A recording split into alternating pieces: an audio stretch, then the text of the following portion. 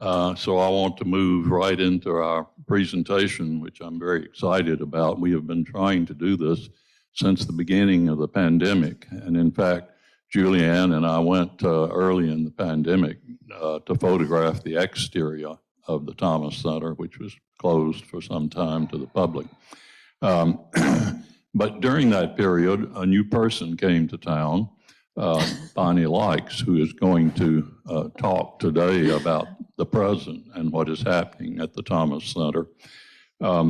She has become a docent there, and I'm looking forward to hearing about what I would call the future.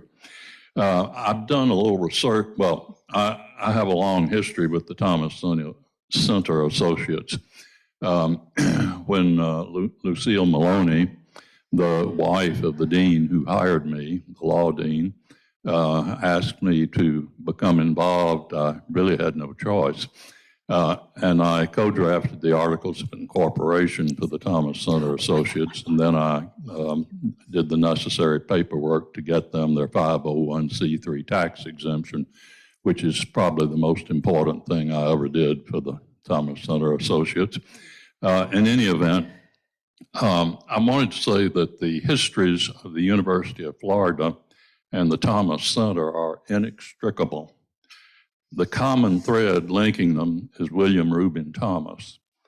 Born in Gainesville in 1866 and educated in multiple institutions outside the state, he received an A.B. degree from Vanderbilt University in 1888. He returned to Gainesville and assumed the chair of language at a co-ed military school, the Florida Seminary, East Florida Seminary, a building today by the, which is in the middle of the First Methodist Church.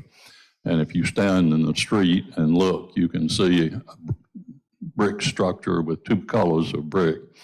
That's the original Gainesville version of the East Florida Seminary.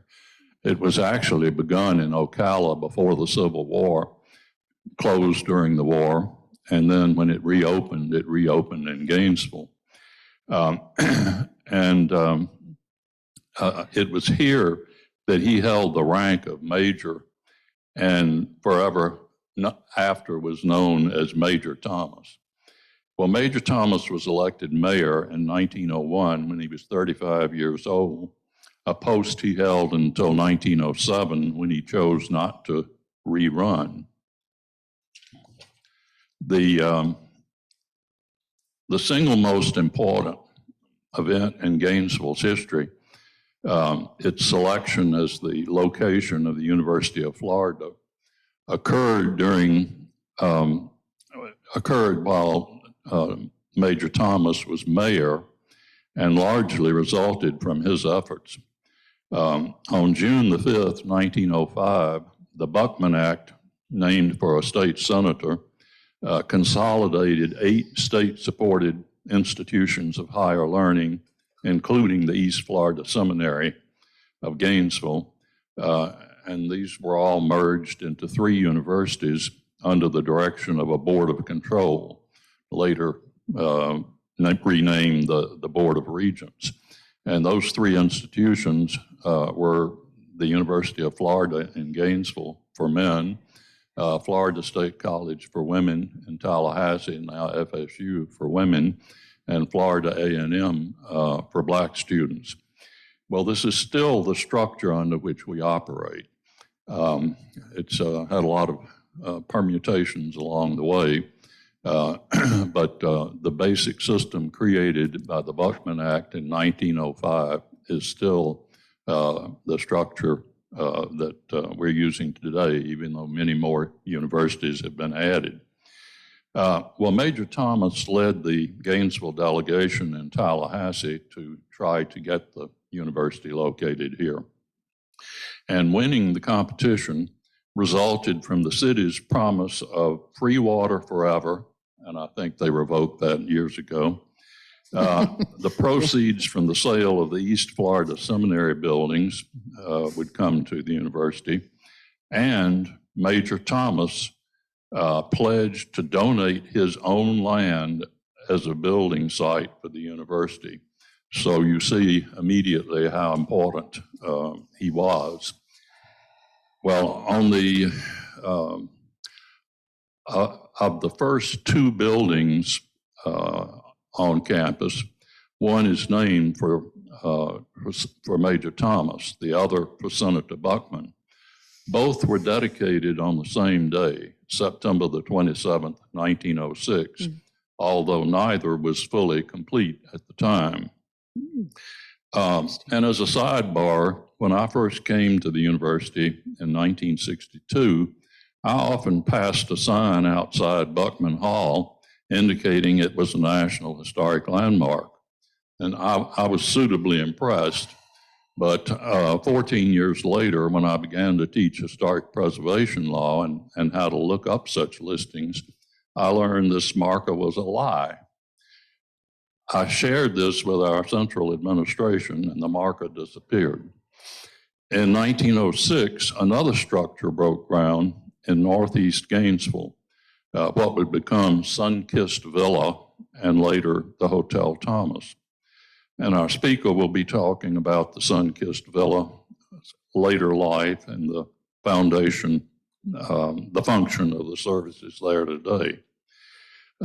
Further linking Sun-Kissed Villa with the University of Florida is the architect, William Augustus Edwards, a noted Atlanta-based architect.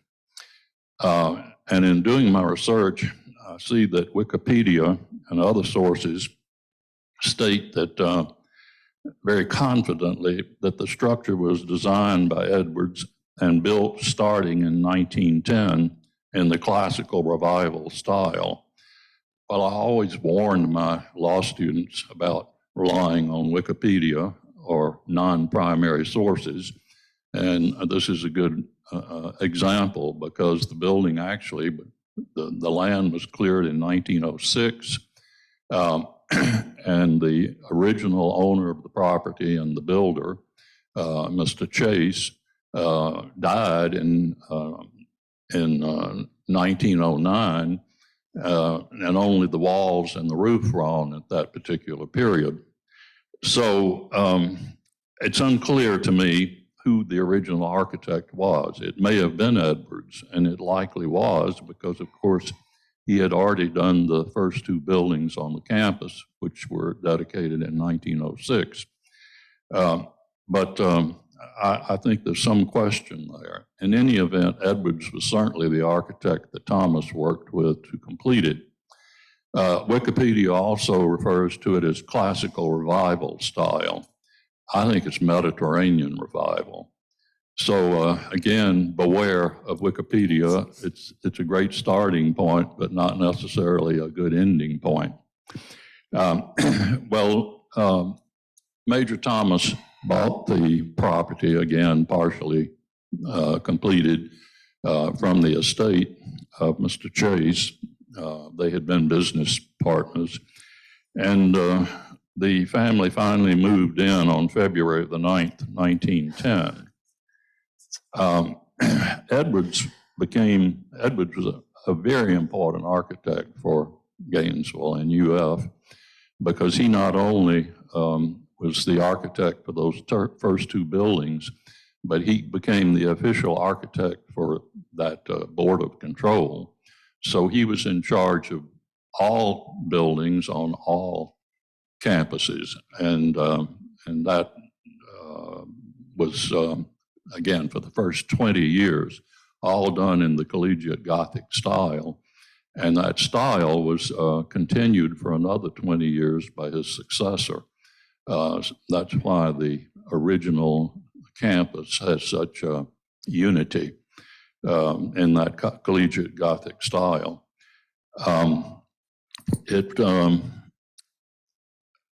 Overcoming substantial financial difficulties, because this actually was going on when the Florida crash occurred 2 years before the national crash. But overcoming financial obstacles, the Hotel Thomas opened its doors to guests on January the 10th, 1928, and was open as a hotel for 40 years. My first visit to the Hotel Thomas was for a law review banquet in October of 1962. Although I remember the speaker, Jack Matthews from Jacksonville, and I have no idea what he talked about. My memory from that first evening is of the eagle medallions in what is now called the Spanish Court. During the 1970s restoration, they were recast from the hotel originals, which also were plaster. And in 2009, New York artist Diane Boyensi, and I may have mispronounced that, I recall watching her work on them, restored the color magnificently. And they're still one of my favorite details of the hotel after 60 years. Well, when Gainesville went wet in 1963, the Hotel Thomas received liquor permit number 1. That's right. And created the Cornish Arms, which became the favorite bar among academics and graduate students. And until the closure in 1968, it was the lodging of choice for alumni returning to UF football weekends. Perhaps saddest to its closure, the old Gainesville families who regularly headed to the hotel's long gallery for lunch after Sunday church services. The Methodists and Presbyterians rushing there to beat the Baptists.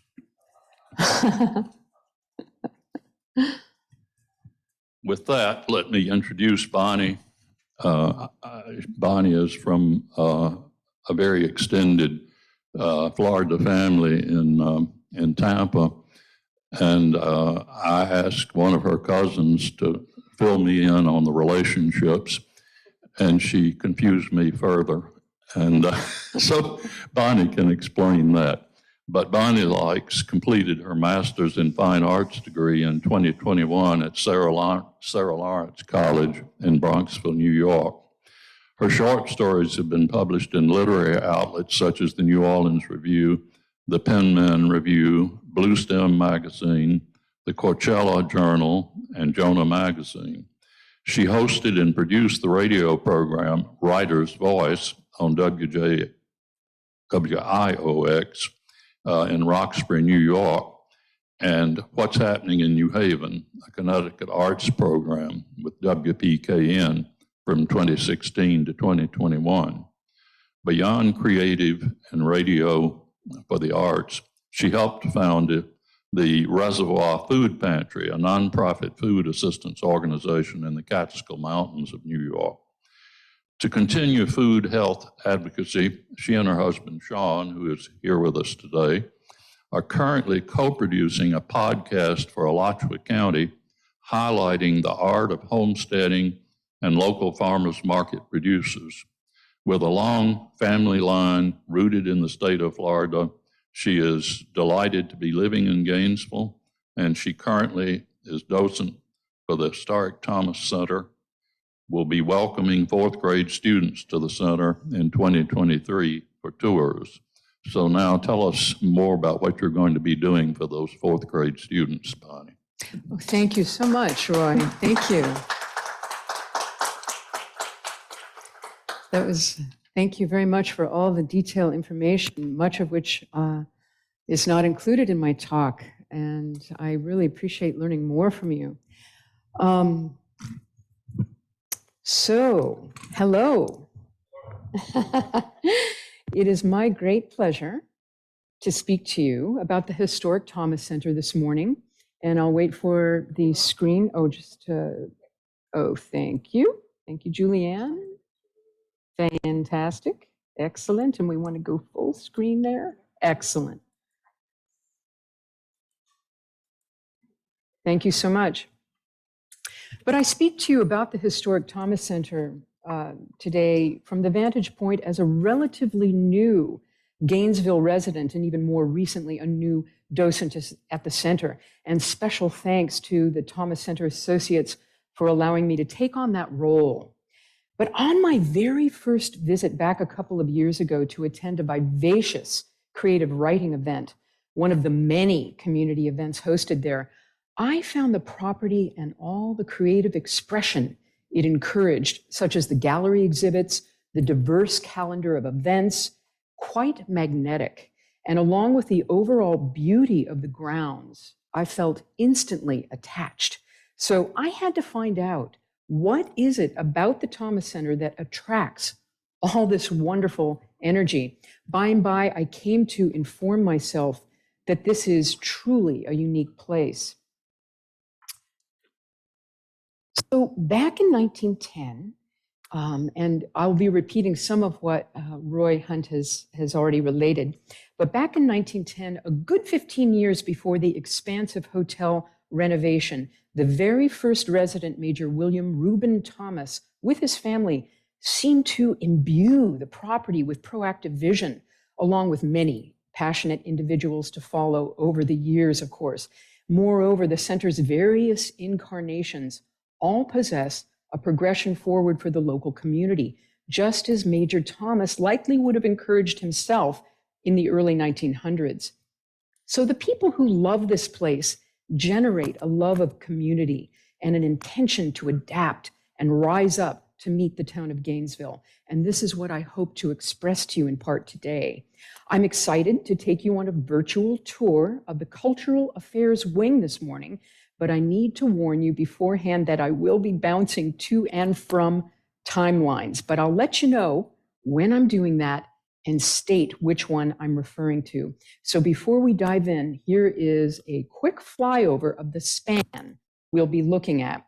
The timelines include the initial family home years from 1910 to the mid-1920s, the following Hotel Thomas era, beginning 1928 to the mid-1960s, then the sale of the property and subsequent 7-year lease to Santa Fe College, ending in 1974, and then the great rescue from the wrecking ball and declaration as a National Historical Landmark. This status, which of course helped fund the renovation in the mid-1970s, which then lands us to the expansive modern era with the property's current uses as home to Gainesville city offices and a thriving cultural center.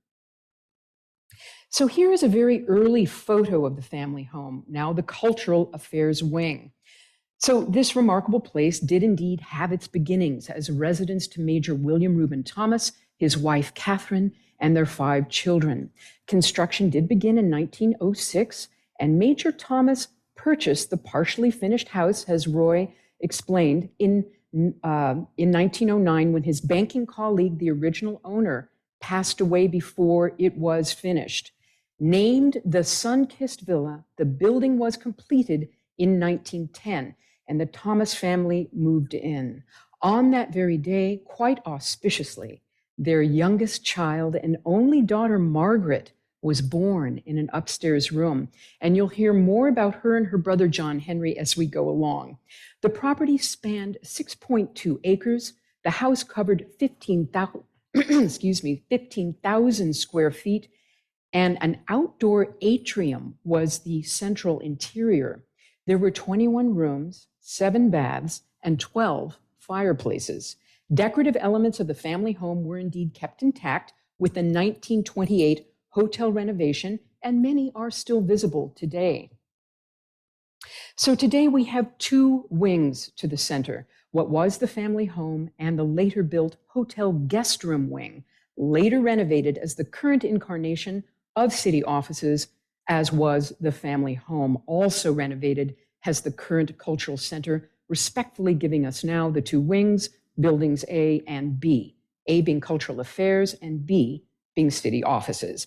For Hotel Thomas, the family home was renovated for public dining, guest lounges, and lobby reception for the hotel. The second floor was kept for the Thomas's private use. For the hotel renovation, Major Thomas did indeed choose the architectural style Mediterranean revival. The property is perfectly situated in Gainesville's romantic Duck Pond neighborhood, surrounded by several historically landmarked homes, the exteriors of which anyone can enjoy on a walking tour. So let's begin to take a closer look. We'll be going inside and out, but to get started, let's gather at the portico of the Cultural Affairs Wing. Pictured there on the left, this is the spot outside where visitors enter for tours and events, and where docents meet the grade school classes and the general public. Around the corner from that door, there on the right of the screen, is what we could call the historical entry for Building A, where Hotel Thomas received guests. It's now protected from wear and tear and not used, but the grandeur of this beautiful entrance on the right is worth a look here. Framing the stairs in the faraway photo, you can maybe just barely make out two canine figures, a pair of whippets, recast in the 1970s to a darker color, featured there in the forefront. The tiny picture in the center is Major Thomas's granddaughter, Little Miss Marie, having fun writing one of the originals. So now our tours do indeed gather at the doorway there on the left. Let's get past the threshold and head inside, where we'll see a portrait of Major Thomas welcoming everyone who pays a visit here. This portrait is indeed just past the door and the first thing visitors see in the Cultural Affairs Wing, which was the family home between 1910 to the mid-1920s. So let's turn our spotlight to just who Major William Reuben Thomas was. Well, his ambitions and the vision with which he navigated his various business ventures, of which there were an astonishingly high number, were executed extremely well. In fact, his balance of risk-taking and good faith in others is impressive in any era, but especially during his time, considering the economic challenges of the Great Depression. And anecdotal sources do reveal he was a genuinely social person, so it's easy to speculate that this connective friendliness helped generate his financial success. And so it's appropriate his portrait greet visitors because as we take a deeper look at his actions in the community, it's clear he believed in the value of bringing people together. This room off to the right, coming from the front entry, is now named the Long Gallery. But pictured here during the hotel years, it was the dining hall for Hotel Thomas beginning in 1928, and it was known as the best place to eat in Gainesville. There isn't a photo available of the family years from 1910 in my research, but during their time, this space was divided into two rooms. The far half was the dining room, which was adorned with Mrs. Thomas's collection of fancy painted plates on the paneled walls. And the closer half was a music studio for the youngest Thomas, Miss Margaret. Her brother, John Henry, would practice piano in the parlor, and apparently they would run up and down the hall to check up on each other. Today, this room is still undivided as with the hotel and is used for a variety of functions. So if we were indeed actually standing inside the Long Gallery there, I'd now ask you to follow me out the interior double doors and gather in the center of the Spanish court. But before we move on, let's pause for a closer look at the Thomas family, in particular, Major Thomas, before we continue on through the building. The photo on the right shows Major Thomas circa 1940, so he's in his early 60s there, posing somewhere on the property. He was born in 1866, a Gainesville native, to a highly reputable physician and his wife. He also had a sister, and he was the youngest of three sons. After his college years, he began a multifaceted career path, starting out as a school principal, as Roy mentioned to us, in Fort Meade, Florida, then moved back to Gainesville to be the chair of languages at a co-ed military school where he did earn that honorary rank of major. He dove his ambitions into politics, winning the post as senator for Alachua County for the state of Florida from 1895 to 1897. In 1896, he married Catherine May Krause of Brunswick, Georgia, pictured there on the left. He continued on with politics as an alderman for 2 years and then went on to 6 consecutive terms as mayor of Gainesville from 1901 to 1907. He was indeed largely responsible for turning Gainesville from a brawling saloon town to a settled modern city. He helped install paved roads and sidewalks, sewer systems, and electrical lighting throughout the town. During Florida's phosphate and cotton boom years, which extended into the 1900s when Florida was a major supplier of phosphate internationally, he was a high-level banking executive and held the post as bank president with Dutton Bank from 1911 to 1918. And Major Thomas's political career mirrored his business success. He owned several retail outlets, including hardware, furniture, a livery, which he promptly exited when he spotted the transition from horse and carriage to the automobile. He owned an electrical supply company. He opened lodging for travelers passing through Gainesville named Hotel White near the railroad station. He also established a tin can tourist camp, which I'll talk about and show you a photo of shortly. Land development was also a featured venture. Eventually, when his children grew and after the First World War ended, there was a boom in tourism, and he saw the city of Gainesville definitely was in need of a resort hotel. By and by, so happened the transition of home to Hotel Thomas, fully realized in 1928. But his most long-lasting contribution is certainly the establishment of the University of Florida in 1905. And it was wonderful to hear Roy's details on all of this. He was in tough competition for this with other cities. He won the petition with the promise of free water indeed, Gainesville's high moral values, and his large donation of land. Subsequently, the university named one of its first buildings on campus after him, Thomas Hall. That's Thomas Hall. Of course, the university has had long-reaching effects extending to an international level to this day. So I'm sure you agree, this is an incredible resume, and his style of investment was certainly a wellspring for the city of Gainesville.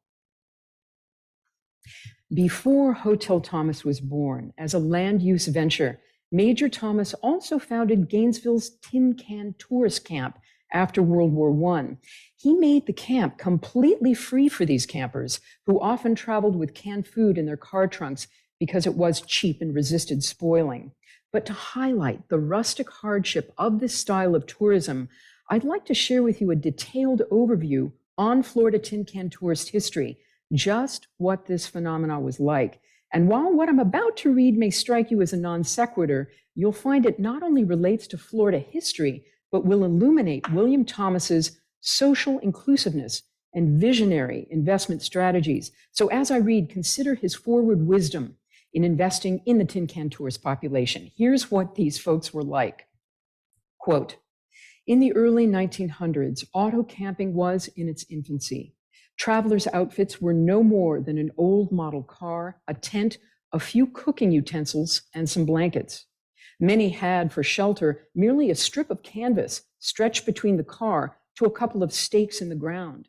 Some merely cut the supports of the car's front seats and tilted them backward to form a bed.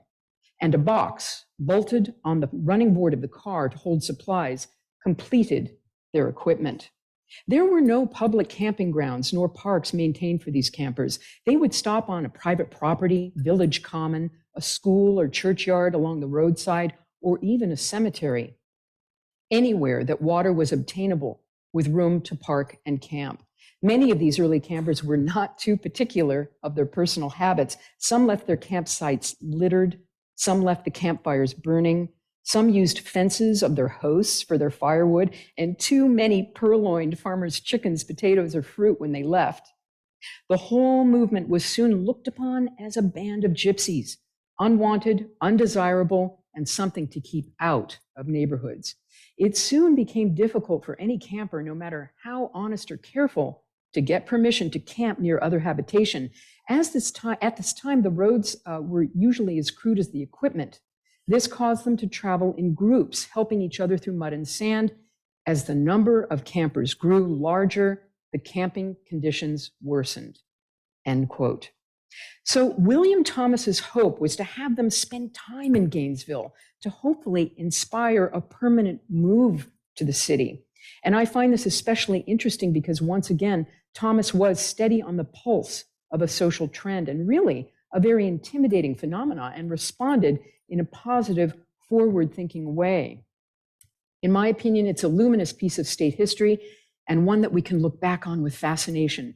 So in conclusion, we see how Major William Thomas rose up to answer the call on behalf of the tin can tourist population and the city of Gainesville. So now let's turn our attention to the Thomas children. Here they are pictured all together circa 1910.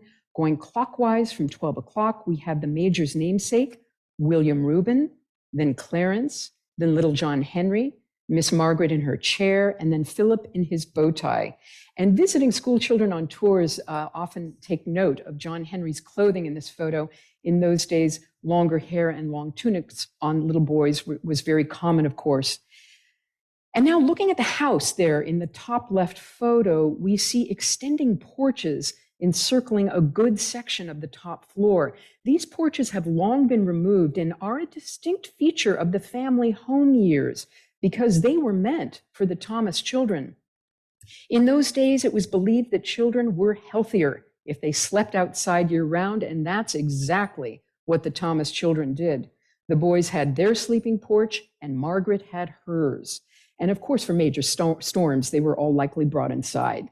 But the porches had these pull-down tarpaulin blinds, providing a slim barrier to the elements. So as you can imagine, these porches likely got pretty gritty from exposure. And when the children were older, it was John Henry's job to sweep the boys' porch and Margaret's job to sweep hers. Lo and behold, they would wear roller skates, pictured there at the bottom, to get the job done. Miss Margaret's dressing room, where she accessed her porch, is now a city office, so when we go upstairs on our tour this morning, we'll need to use our imaginations to visualize her access point. However, I will be able to show you exactly where the boys accessed their porch. Now let's take a closer look at how little Miss Margaret and her brother John Henry interacted together. Here is a picture of Miss Margaret and her brother John Henry in their third grade class at Kirby Smith Elementary. Hopefully you can see their faces circled with white rings there. He's top left and she's in the second row on the right. They weren't in the same grade, but Margaret was always hovering nearby because John Henry had a speech impediment.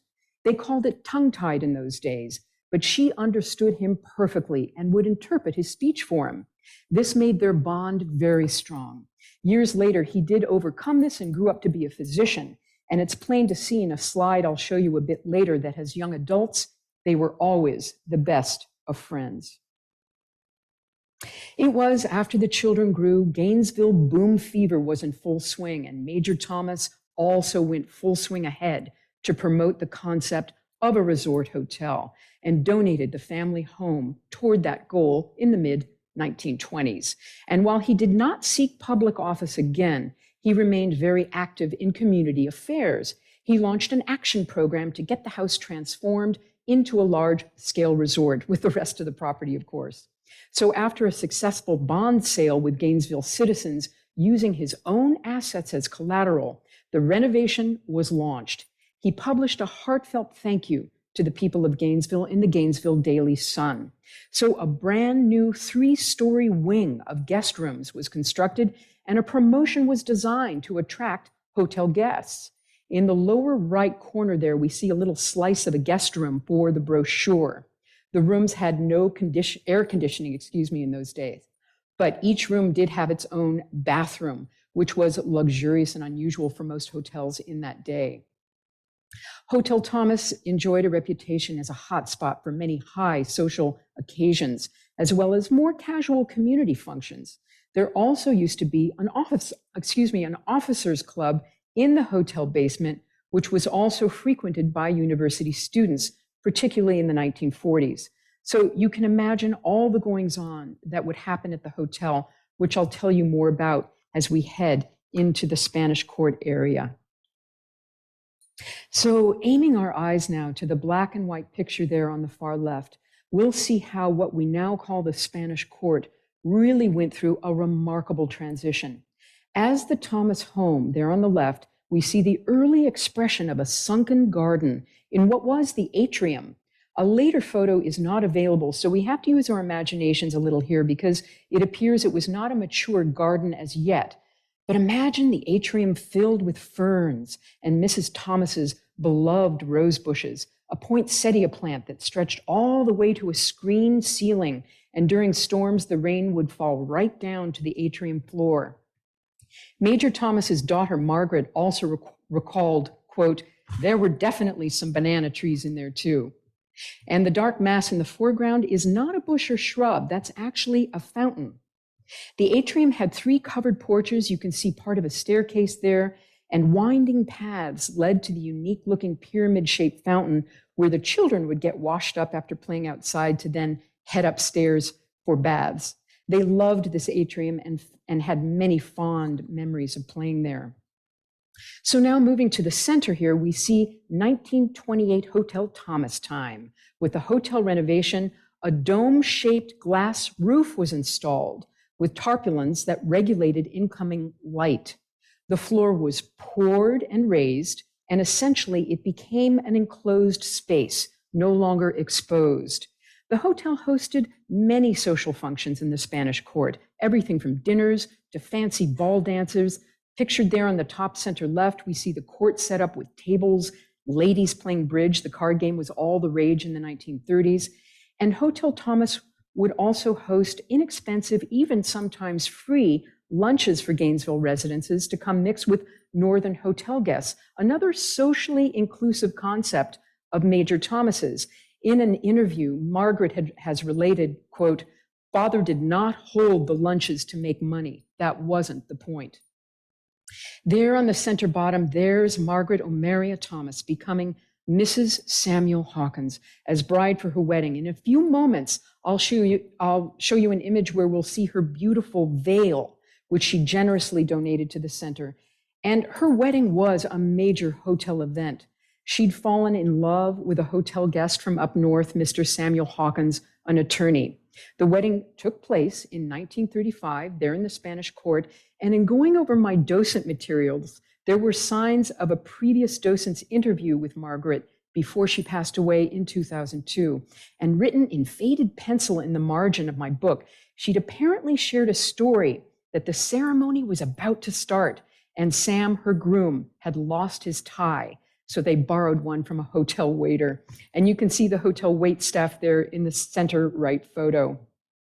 Anyway, her new husband, Sam, helped run the hotel and brought many guests down from the north to stay there. Now we move to the group of color photos on the right. We have a collage of more modern times. This is still a very active and exciting space. Today, the Spanish court hosts all manner of community events, musical performances, dances, weddings, poetry readings, educational lectures, just to name a few. So perhaps you have attended several events at the Thomas Center yourself, and Christmas is a time when the center really comes alive with celebration and a strong sense of community. Just in case you've never experienced a gathering at the Thomas Center during this time of year, here is a short film from 2011 showing the holiday tree lighting and festivities, with the Gainesville commissioner narrating. But this footage really shows how the center pretty much turns into a collective living room. Whether in the Spanish court or out in the garden, both settings are glorious for the holidays. So let's get this going here.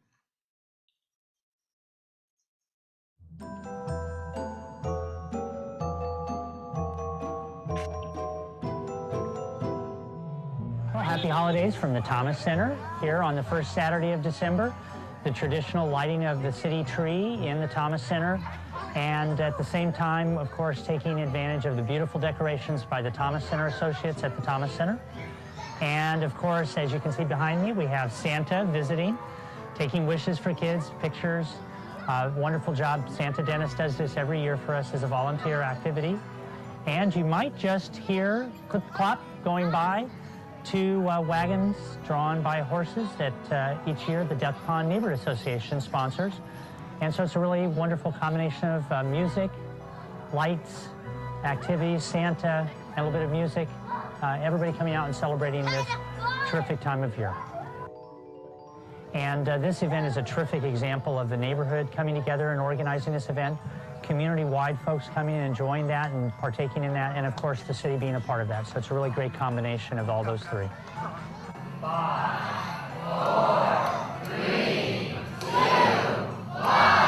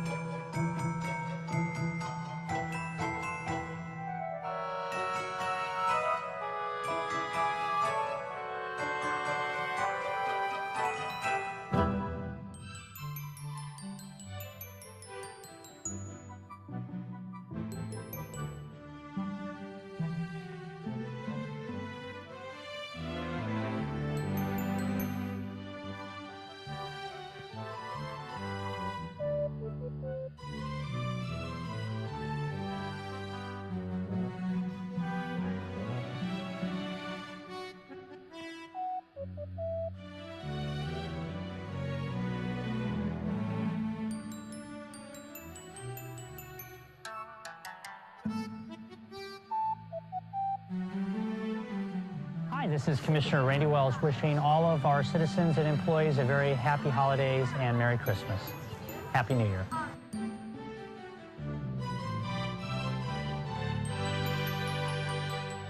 And it just so happens the Jingle Bell Ball is tomorrow evening. So now let's take our tour outdoors to expand on a little history.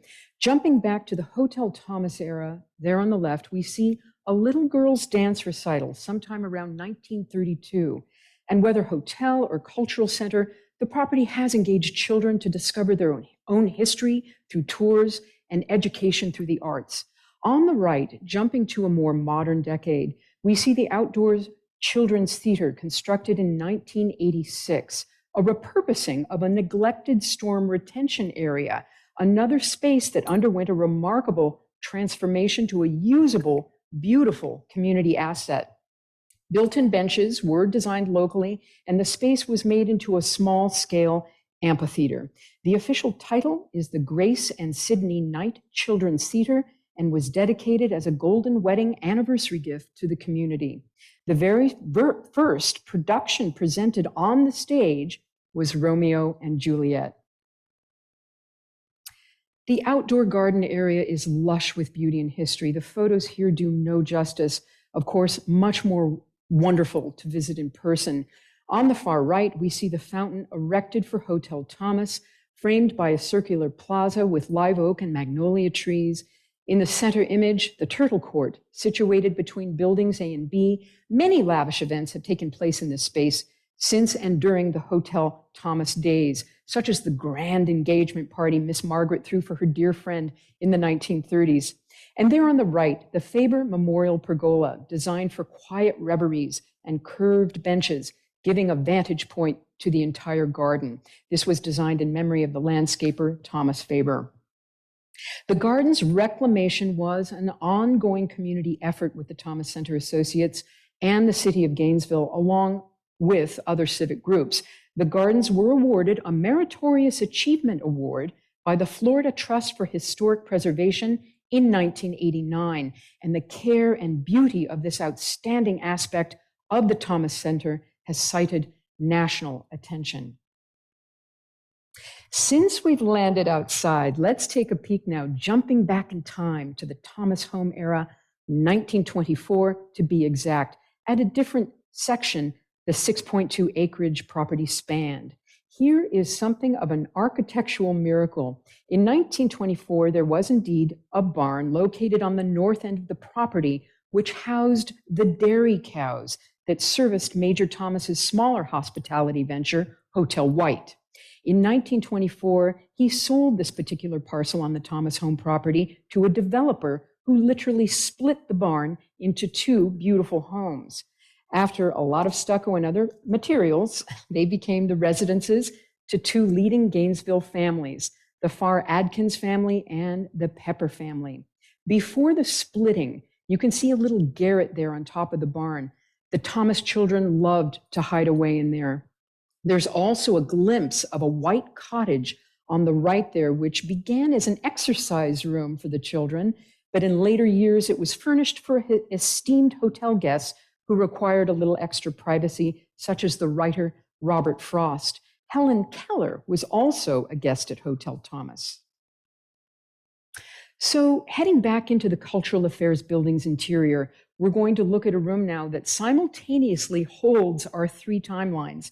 This room, located just off the Spanish Court, is officially named the Sam Gowan History Room.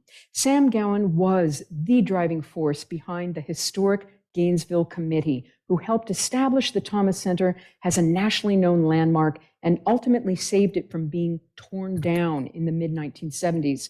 In the center there, we see the sundial that stands in the garden, donated by the Gowan family. And nearby that, there in the garden, there is a plaque in memory to Mr. Sam Gowan. This room is also affectionately called the 1928 room. And in the glass cases, we see all the goings-on culturally and internationally when the hotel opened. For example, the Alexander Fleming invention of penicillin, Mickey Mouse, fashion accessories of the day, 1928 ads for phosphate soap, Firestone gas and oil, and there's a radio and typewriter there on the shelf from that era too. For the Thomas household, the children ate lunch in this room, promptly delivered by a bellman from Hotel White, especially brought over in a tin-lined wicker basket designed by Major Thomas to keep their food warm. Then during the hotel years, it was known as the breakfast room and was also a space used for private dinners. The neighboring room, which also straddles the Spanish Court, is named the Lucille T. Maloney Conference Room. And this is where the Thomas Center Associates typically hold their meetings. Ms. Maloney is the namesake as founding member of the TCA. For the Thomas family, this room was a library. And the windows in this room are called hopper windows. They open to a slant inward, and they're high up because there was glass-fronted bookcases on the walls below them. Also, when the courtyard was an open atrium, there, of course, was no air conditioning, so this style of window allowed air to circulate to the warmest part of the room. Apparently, Miss Margaret and John Henry loved to sit in large leather chairs here and read their father's books. Framed in this room on the left, we see a very special donation, a bridal veil, donated by Margaret Thomas Hawkins when she became Mrs. Samuel Hawkins in 1935 in the Spanish Court. Her father gifted her yards of Italian lace after his trip to Italy, long before she was marrying age. And when the time came, a local Gainesville seamstress fashioned her dress and veil. Of course, Major Thomas was likely very happy to see his gift come to his daughter's nuptial fruition. And I believe she also passed it down to her daughters to use as well. And also there, we see Mrs. Thomas's gift to her daughter, something borrowed, something blue, with an Italian lace handkerchief and cameo from their travels abroad as well. During the Hotel Thomas days, this room was a multi-purpose lounge, occasionally used for private parties or salesmen's displays. The table there used for meetings is custom made and patterned after the one featured in the hotel brochure. A little mystery about this room is that on the far left window, outside the photo, unfortunately, is a mysterious diamond shape of red glass. There's speculation it did come from the time of the Santa Fe College era, beginning in 1968. These years were pretty rough on the building, but it looks as though the window had been mended in an offbeat way. The college offered stained glass classes, so there's a theory that perhaps the teacher or maybe a student whipped up a little red piece of glass to repair the window. And while we're thinking about Santa Fe College, we'll give a quick nod here to the sale of the property in the mid-1960s. The new owners, two gentlemen by the names of Haynes and Stedham, decided to lease the property for 5 years, then extended it to 7 years to Santa Fe College starting in 1968. But in spite of the wear and tear on the building, it's good to note that once again, even though maintenance was in a lull, the property was repurposed and rose up to meet the town of Gainesville in a whole new way. So still on the ground floor now, let's pop over to the beautiful parlor. The theme of this room throughout both the home and hotel years was definitely relaxation. This was a place to write letters, maybe a bit of needlepoint if you were female, sip on a hot or cold drink, or maybe John Henry or Margaret would show off their music lessons on the piano, the very same one still standing from the Thomas home. We also see a Victrola. Perhaps Major and Mrs. Thomas might waltz to a record, or in later years, maybe a hotel guest would spin the handle to fire up the Charleston. And during the hotel era, the soothing comfort of this room continued as a lounge for guests. It wasn't until 1963 that the city of Gainesville did issue permits to serve alcohol. As Roy had mentioned, permit number 1 went into this space, and it quickly became a very popular spot to have a cocktail. The hotel manager during that time was British, so he was likely the reason this room was named the Cornish Arms, and it was such a popular spot. University students frequented here as well. Just past the historic hotel lobby area, let's take a peek now at where the brilliance of business came about. Major Thomas's office, which is right across from the parlor, if we were standing outside the door, we'd see a dictaphone on his desk where he likely recorded important details for pursuits or reminders of meetings and acquisitions. But if we were there in person, you'd also see something else not at all surprising. Curators placed a medicine bottle on the desk, indicated for a sour stomach. It's not a surprise that Major Thomas suffered from a great deal of stress because of all the responsibility he navigated on a regular basis. The little leather chair on the center line of the left photo is from one of his actual very business pursuits. It was a chair used at White Electric. The Thomas grandchildren all remember this great big roll-top desk. Now it's time to head upstairs, and there's something very special right between the 2 floors on the landing. Here we see daughter Margaret's bassinet, another beautiful gift from Mrs. Margaret Thomas Hawkins, and it is in perfect condition. We also see a special display collage on the landing there as well, which essentially describes what I'm relating here. As mentioned at the start of our tour, she was indeed born on the next floor the day the Thomases moved in.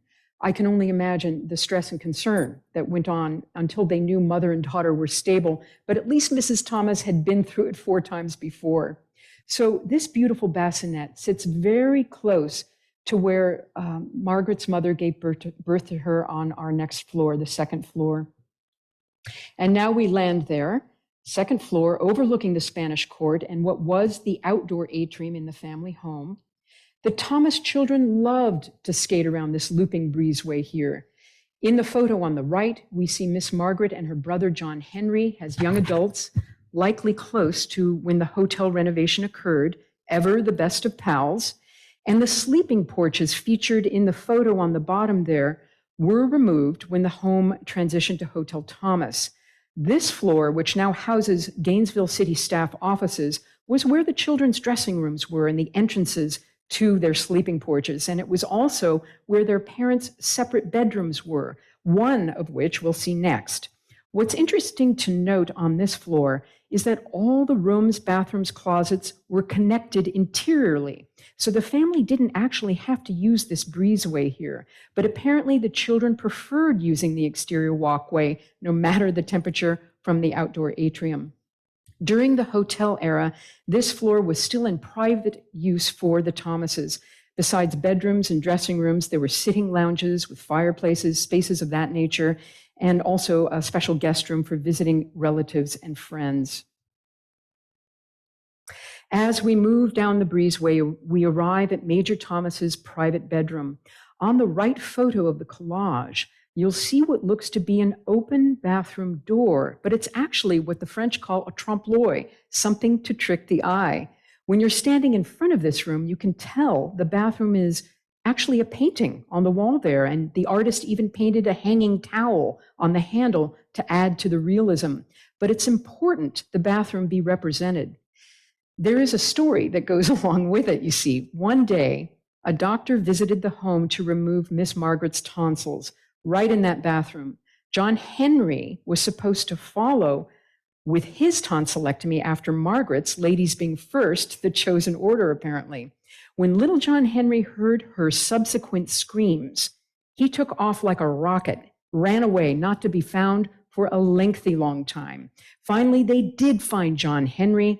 One can only imagine that he found a spectacular hiding spot somewhere on the property, but in spite of his retreat, he underwent the same procedure as his sister in that little bathroom. Another quick reference to this room was that the window in the right photo there was the entryway to the boys' sleeping porch. So when they came up as teenagers, Major Thomas always knew who did and who did not get to bed on time. Shortly, we'll take our tour through the art installations, but now we come to the final area of the second floor tour, having passed the boys' dressing rooms and other lounges, etc. Near the stairwell where we came up, we'd be standing in the vicinity of Mrs. Catherine Thomas's room, her private bedroom, and cannot actually produce a photo because it is now a private city office. In the photo on the right, she's pictured there with her first three born, the three boys, William Reuben, Clarence, and Philip. This photo is prior to the sun-kissed villa era, taken when the family lived what was Masonic Avenue, but is now Southwest 2nd Avenue. I haven't mentioned Mrs. Thomas with a lot of detail, but would like to end this tour with what I do know of her story. Sadly, she did not live in the house long, only about 5 years. It seems she was diagnosed with a slow growth brain tumor. And at first, a hired nurse tended to her care, but it was determined that she move into a medical facility permanently. With some irony, she did outlive her husband, Major Thomas, who passed away in 1943, and she in 1948. Mrs. Catherine Thomas maintained over 300 rose bushes in a large circular garden and inside the atrium, too. Her love of those rose bushes is now represented in the garden with the Katie Thomas Rose Trellis, an entry point from the surrounding neighborhood. And I'd like to share a direct quote from her daughter, Margaret, from a past interview. Margaret remembered her mother as, quote, a sweet, good woman, beautiful and refined. In spite of a quieter presence in the Thomas household history, she made her gentle, memorable mark. So now let's take a look at a modern inclusion to the second floor before we leave. Moving on to the visual art exhibits, which are a constant at the Thomas Center, let's consider a very talented individual whose work is currently on display on the second floor. This gentleman pictured here was a man named Jesse Aaron.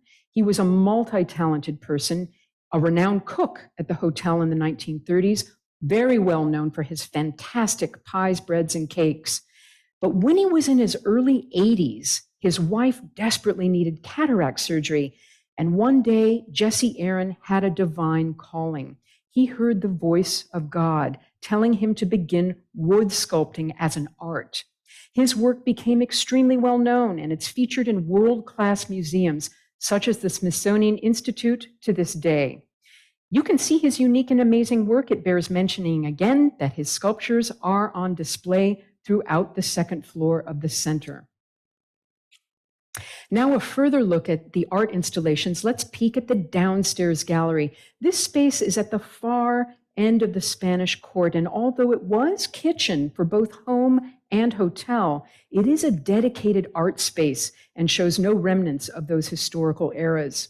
Currently, we have the exhibit entitled Out of the Woods. This is a collaboration of artists who produced work which features narrative and figurative expressions made of wood, displayed alongside literary excerpts from a novel, The Overstory by Richard Powers, published in 2018.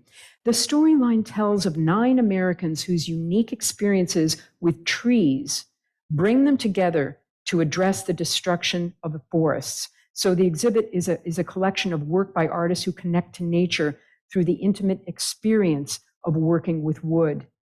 A wonderful visual collaboration inspired by the Powers novel. We encourage your visit to absorb the information about the artist and this collection, ideally at your own leisure. Now that we've covered an overview of the exhibits, I have another little video to share. I found it on YouTube, and this little film offers one person's individual perspective and obvious affection for the Thomas Center.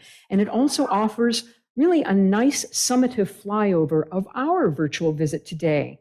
By the way, one of the later frames in this video references Doris Barden, who was a driving force in the arts community in Gainesville, and as I've gathered, she is very fondly remembered. The permanent exhibit is also mentioned, the paintings of Eddie Muma. It's featured at the end of this video, and I believe it is still currently hanging throughout the second floor office spaces.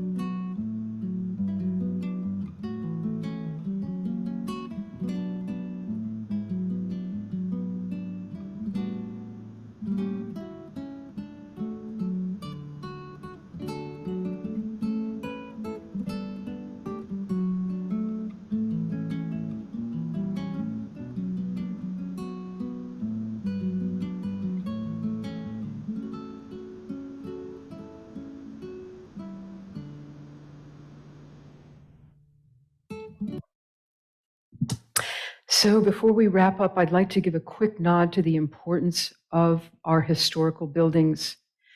Driving around any neighborhood, we see how styles of architecture certainly emote a community's character and energy. Older buildings, especially those built prior to World War II, are often made of higher quality materials. Put simply, they're made to last. So it makes economic sense to retain these places. Properties like the Thomas Center help people maintain a sense of place and connection to the past, and respectful maintenance of history is a potential tonic for everyone, whether a building, object, or primary resource chronicle or anecdote.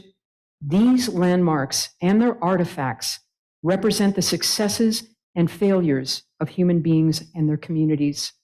We can engage them to express creativity, education, and to see what has happened to our human family in tangible view. So looking back with discernment is important to everyone and anyone, local, non-local, and happily, no matter the personal background or age. It has been my pleasure to speak to you today, and I hope that the dashing in and out of timelines was more stimulating than confusing. But if you would like to purchase the wonderful book that's beautifully arranged, which gives a full overview of the Thomas Center, it's listed at the top of the next slide on the bibliography. I'm holding it up here. It is available on the Thomas Center Associates website, or you can pick up an order form at the front entry table on your next visit. It provides a lot of detail and anecdote and legalities that I couldn't squeeze in today. So now we can open up the floor. If anyone has something to share, maybe a memory or even a correction you'd like to make. If I've left anything out that should be mentioned, please feel free to express it. And if anyone does have a question, I'll do my best to answer. Thank you so very much for listening today. Thank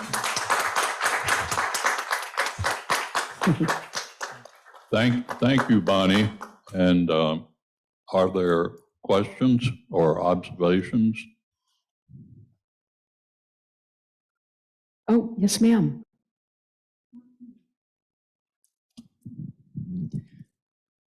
We were privileged to take classes at the Thomas Center back in the 70s when it was under Santa Fe, and to see it restored. And we attended the Jingle Bell Ball 2 years ago there, and to see it in its glory now is just magnificent.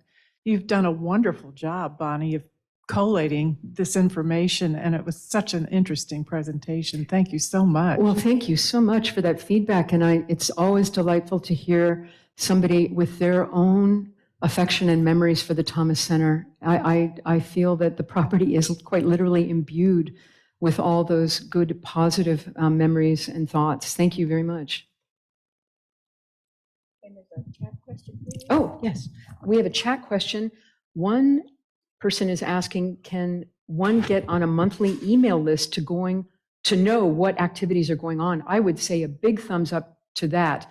What I recommend doing is going to the Thomas Center Associates website. And that actually was there on the bibliography. But if you Google the Thomas Center Associates or the Historic Thomas Center, I'm sure there is a way to contact somebody to get that monthly newsletter. Thank you for asking. Are there others on Zoom who are? I don't see any others on questions. Zoom, but is the Jingle Bell Ball the same as the lighting? Is that when? I think that, that is a very good question, Julianne, because Sean and I were coming to the center at the sort of during the tail end of COVID. And so we were wondering if things had been moved outdoors. I think that Jingle Bell Ball did occur last year, but perhaps they had more things going on outside. The tree lighting that we attended out on the grounds last year was spectacular. So I'm not sure if there's 2 trees or 1, but maybe somebody would know the answer to that. Tallulah, let me bring you the microphone. Oh, Tallulah, yes. Hi, Tallulah, yes. Hi, Bonnie. You did a magnificent job. And it reminded me so much of the way that I have always felt about the Thomas Center, because coming from Miami, I looked at Vizcaya and I thought, oh, that's it, But then when I got to Gainesville, I looked around for Vizcaya and it wasn't here, but the Thomas Center was. Oh, And I felt that it could serve many of the same public interests that you have spoken about today. yes, thank you. But the Jingle Bell Ball is this Friday night. Tomorrow night. Yes. I don't Yes. know if tickets are still available. The last I heard, they had about 10 left. Oh, it sells out quickly, I've heard. Oh, very quickly. Yes, indeed. Very quickly. Yeah. So love to see you there. Yes, Okay. yes, I'm looking forward to it myself. Thank you so much. I don't see any other questions. Roy? I would make one correction. Yes, please, sir. Absolutely. The Thomas Center, as wonderful as it is not a National Historic Landmark. Oh, There are 47 National Historic Landmarks in the state of Florida, and we're Oh. fortunate in having 2 of them in Alachua County, Dudley Farm and the Marjorie Canaan Rawlings Farm. The issue, of course, is national significance. And while the Thomas Center is clearly of state significance, and it's listed individually on the National Register of Historic Places because of that significance, it's not an NHL. I see. Thank you for that correction. I guess I misinterpreted from the book.